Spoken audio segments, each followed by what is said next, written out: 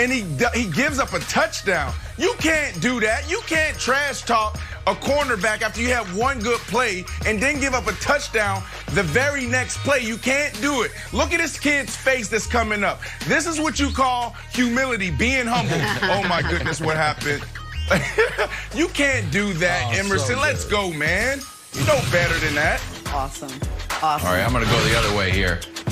Iowa's Amir Smith-Marset scores a big touchdown on the Wisconsin Badgers. Does a flip into the end zone, hurts his ankle.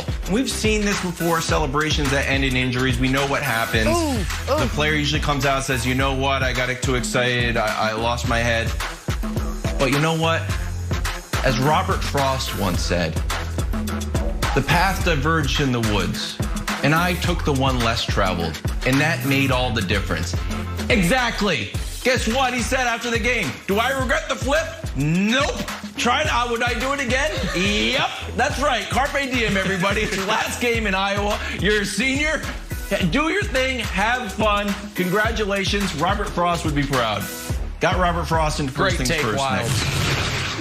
It's a great job by you. Terrible job by what I would consider internet vandals. Listen, folks, is there no line anymore? Have we lost in 2020 all sense of decorum? This weekend, I'm minding my own business, doing what I often do on Saturdays, checking my own Wikipedia page, and I see this.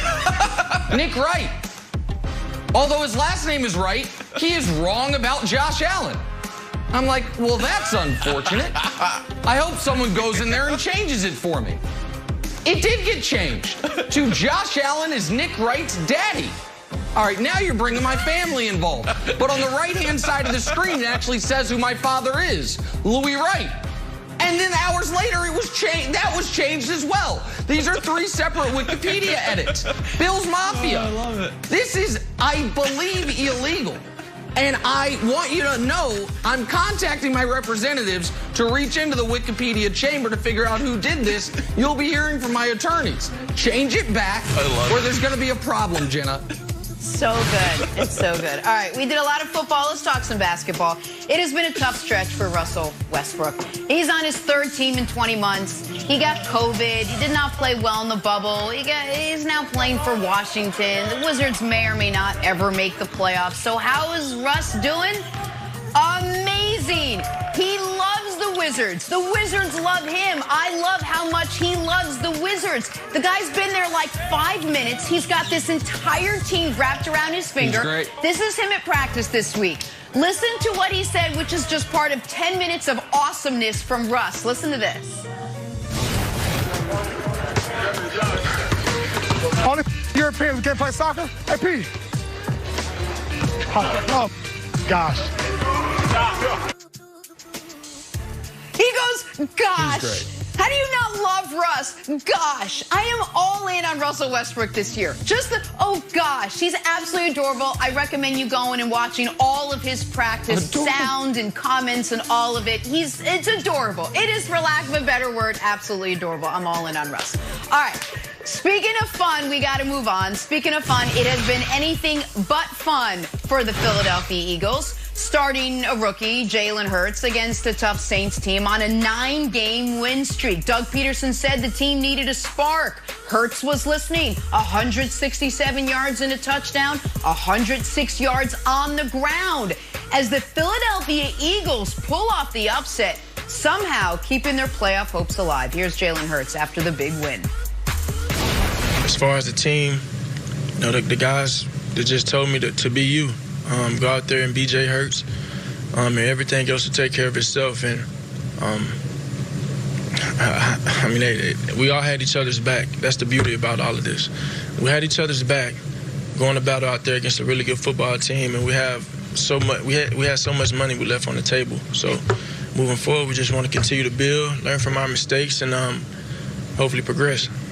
Is Jalen your starter next week? And if so, what will the challenge be, you know, now that more tape is out on him?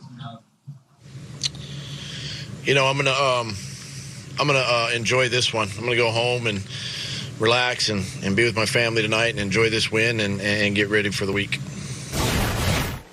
Another way to answer that. Answer the question. Jalen Hurts played very well. We played very well. We wanted a spark. We got us. Any of those are options for Doug Peterson. But can I just tell you how much I love Jalen Hurts? He obviously had his shirt pressed. He sat there perfect. It was his first post-game NFL press conference. I loved the whole thing. He loved the whole thing. But Brandon, so here we go. We got Jalen Hurts now. What did you make of his debut? Big win over the Saints yesterday. Yeah, look, he got the W against the hottest team in the National Football League, and he did it with poise. He did it with a calm demeanor. He did it playing smart. I mean, he was savvy out there. He got it done on the ground. I mean, he really stood out to me. He elevated everybody's game on that field on the Eagles side of the ball yesterday. And also Doug Peterson's game. When's the last time we saw him this creative on the offensive side? So Jalen Hurts, man, this kid is special. You know, everybody said coming into this game that this was going to be a tough game for him. You go back to since week 9, this has been the hottest defense, the #1 defense in almost every single category in football. So Jalen Hurts, great job getting it done against Dennis Allen, phenomenal defensive coordinator, and also Sean Payton. I was there. I'd say it all the time. No one prepares and put their teams in better position than those two guys. Every week you're going to get a different game plan. You would have had to think that, you know, they came in trying to rattle this guy, give him different looks, hit him over and over again to make him make mistakes, and he didn't. They got the W, and Doug Peterson, this is your quarterback moving forward this year. Well, but I'm totally confused on why Doug Peterson is not out here singing Jalen Hurts' praises. Is he trying to, make sure Carson Wentz's feelings aren't hurt? Are we still talking about people's feelings? Clearly. Because the one thing that Carson Wentz had, Nick, was the offensive line. And I was here be it's the offensive line. So here's the sacks that the offensive line has given up in the last few games. 4, 3, 5, 6, 4, and 0. Guess who the 0 was? Yesterday. Against the Saints. So maybe it's not Carson. Maybe it's not the offensive line's fault. Maybe it's Carson Wentz's fault. And the fact that Doug Peterson won't come out there and give the guy some flowers for beating the #1 team. Right.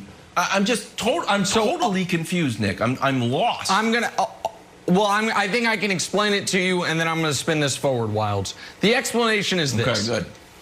The Eagles understand their only move is trading Wentz this summer. And they do not want to be in a position where in order to trade him, forget getting something back, that they have to attach a pick of their own. Like when the Texans traded Brock Osweiler and a second-round pick just to get him off the books. So they are going to try to walk this tightrope of not publicly just disowning Wentz, so the whole league knows. Forget even giving up a potential 6th-round pick. They're going to do anything they can to get him off their books, because Jalen Hurts is obviously the starter for at least the rest of this season and potentially longer than that. Which also does, by the way, bring me, Brandon, to the other quarterback in this game. And I would ask the audience, who I know thinks I'm hard on Taysom Hill. In the game last night, you had a 22-year-old second-round pick making his first career start, and his only NFL tutelage has come from Doug Peterson and Carson Wentz. On the other side of the field, you had a 30-year-old in year 4 who has learned under Drew Brees and Sean Payton. Who more looked like an NFL quarterback? I'm just curious. Because listen, New Orleans, I got a favor to ask you. The Chiefs got you next week. And I don't know how closely people are watching the Chiefs, but they seem incredibly bored. I would at least like them to have to show up somewhat next week against you. So can you do me a favor? Can you start a real quarterback in Jameis so at least there is some level of challenge? Because this Taysom thing, guys, he has 114 pass attempts, and I think it's 17 sacks or turnovers. That ain't going to cut it, man. Every 7 times he drops back, something terrible happens. Enough with it, Brandon. We saw a guy who might actually be a dual-threat quarterback in this league, and then on the other side of the field, we saw a guy cosplaying as a quarterback. Can we be done with this experiment now? Can we do it? listen, I'm not going to take this personal. This is an attack on Taysom and not me, all right? Taysom played well yesterday. What do you want from? You want to sit here? You want to sit here and make up? You want to sit up here and make up a bogus stat every 7 dropbacks, something bad happens, or a pick or a sack? Like sack? Is that really on him? Is that what we're doing here, Nick? Taysom Hill played well. Look at his stat line: 28 for 38, 291 yards, 2 TDs. What else do you want from him? The interception, was that on him or was that on the pass catcher? Like, come on, man. Come on. What do I want from him? All right, well, not 2 turnovers and a half dozen sacks.